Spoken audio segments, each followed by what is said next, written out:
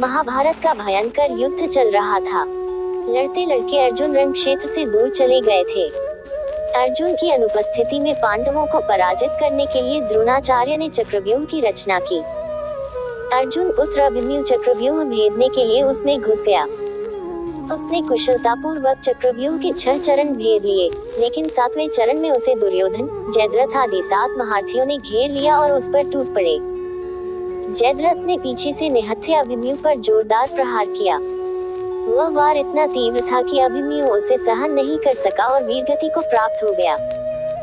अभिमन्यु की मृत्यु का समाचार सुनकर अर्जुन क्रोध से पागल हो उठा।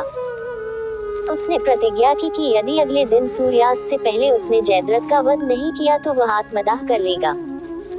जयद्रथ भयभीत होकर दुर्योधन के पास पहुंचा और अर्जुन की प्रतिज्ञा के बारे में बताया।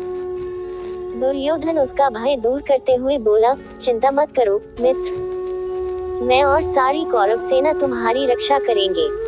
अर्जुन कल तुम तक नहीं पहुंच पाएगा, उसे आत्मदाह करना पड़ेगा। अगले दिन युद्ध शुरू हुआ। अर्जुन की आंखें जयद्रथ को ढूंढ रही थी, किंतु वह कहीं नहीं मिला। दिन बीतने लगा। धीरे धीरे अर्जुन की निराशा बढ़ती गई। यह देख श्री कृष्ण बोले, पार्थ, समय बीत रहा है और कौरव सेना ने जयद्रथ को रक्षा कवच में घेर रखा है। अतः तुम शीघ्रता से कौरव सेना का संहार करते हुए अपने लक्ष्य की ओर बढ़ो। उद्धरण चिन्ह। यह सुनकर अर्जुन का उत्साह बढ़ा और वह जोश से लड़ने लगे, लेकिन जयद्रथ तक पहुंचना मुश्किल था।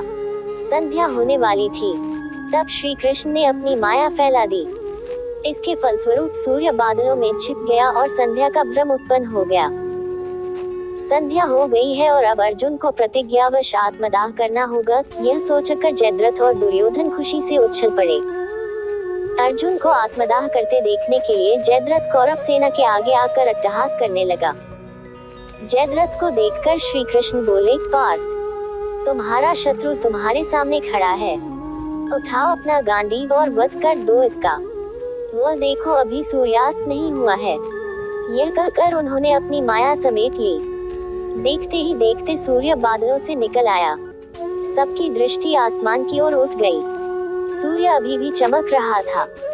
यह देख जयद्रथ और दुर्योधन के पैरों तले जमीन खिसक गई। जयद्रथ भागने को हुआ, लेकिन तब तक अर्जुन ने अपना गांडीव उठा लिया था।